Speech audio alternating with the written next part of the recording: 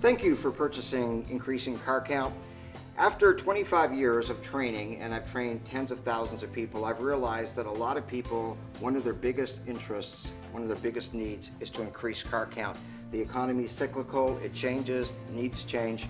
Increasing car count is something that is incredibly important, but as an introduction to that, I just want to take a big look at the big picture before we get into the detail. In reality, there's four focuses that you need in marketing your business, and everything you do from a marketing perspective will fall under these four things. Number one is to bring in new customers, and the bulk of what we're going to talk about in this course is how to get people to your shop who've never been there before. Number two is one I think we don't think about enough, and that is to get people back more often. Increasing car count by simply getting customers who are already customers back to our shop more often. Some customers are only seeing us once a year or twice a year, maybe three. Our goal is to have them at least four. If they drive a lot, like a salesperson who may need an oil change every 5 months, then that's the exception. We want to see those people more often, of course. But for the most part, we want to see our customers 4 times a year. So number two is how do we get people to come back more often? It's not increasing customer count per se, but it's increasing car count from our customers. The third is how to create packages to be able to create a higher invoice on average. The average shop only sells 1.2 hours per repair order. Now, I've seen shops that are as high as 5 and 6. That's the exception, not the rule. But our goal is 3 hours per repair order. So sometimes increasing car count isn't necessarily about getting another vehicle to the shop, but in reality is a vehicle that's there today, finding work that we may not have found till next time, or finding work, and I've experienced it where I go to a repair shop at the end of the day and they say, here's other work we found that needs to be done, and I'll say, well, why didn't you call me? We could have had it done today. So in reality, that is increasing car count. If the work is done today, all you're doing is taking my next visit and putting it in today, which is helpful for me as a customer because I really don't have the time to come back in a few weeks. I would rather have just done it today. Number four is increasing gross profit. That's the opportunity to actually see more gross profit in a sale. Just because a sale increased and we went from $50 in an invoice to $75 doesn't mean that our gross profit increased by that $25. In reality, if we make the deal so compelling, we can actually collect more dollars but actually reduce the gross profit.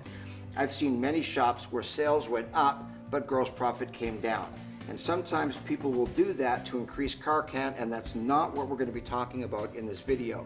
We don't want to charge a lot less to get busier. Increasing gross profit is what we're looking at on number four, not decreasing gross profit to try to make it up in volume. When I originally wrote this workshop, it was called 21 Ways to Increase Car Count, and I thought that was a bit of a stretch. But over the years, I've added more, and I've learned from people. I've learned from a lot of shop owners and getting creative. And a lot of our classes will ask people, what have you found that's worked? So a lot of these things you're going to learn are not just ideas. Sometimes people at the end of a class will say those are good ideas. They're better than ideas. They're not just things I thought about flying here and thinking, throw this out to you and hope it works.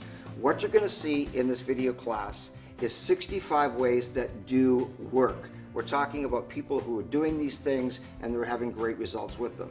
Pay attention to the big picture. Sometimes we get so caught up in detail, 65 things in this case, that we lose sight of what we were trying to accomplish in the first place. Obviously, you're trying to increase your sales, but you can increase your sales without increasing your bottom line. So what we're looking at doing here is increasing sales, yes, but at the same time increasing gross profit and increasing net profit. You went into this business to make money. It's what you do for a living. It's not a hobby, it's not a charity, it's a business. And I want to encourage you as you go through this, again, make a list of the ones that you're going to implement. You're going to learn a lot of great ideas. Some of them might seem a little out there for you. Take note of them. Again, we're looking at things that actually do work. They're beyond ideas, they're proven things that people are doing. I want to encourage you to go back, implement. Training does not increase the success of your business. Implementation of the training increases the success of your business. So make sure that you give yourself time after the course is done to put together a plan so you can make sure that you implement all the things that you need to increase your sales, increase your gross profit, and probably more important, your bottom line. So let's take a look at the 65 ways to increase car count.